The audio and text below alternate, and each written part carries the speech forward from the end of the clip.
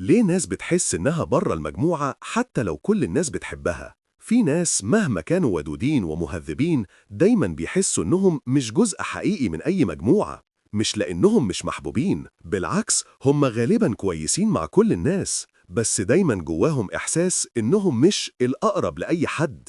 هو ده اللي بنسميه في علم النفس تأثير الصديق العائم، يعني أنت صديق للجميع لكن مش المفضل عند ولا واحد. بتفضل تضحك وتسمع وتشارك، بس ترجع البيت وتسأل نفسك: هو حد لاحظ إني كنت متضايق؟ حد سأل عني؟ بتكون موجود في كل مكان، بس مفيش مكان بتحس فيه إنك ملكك بجد.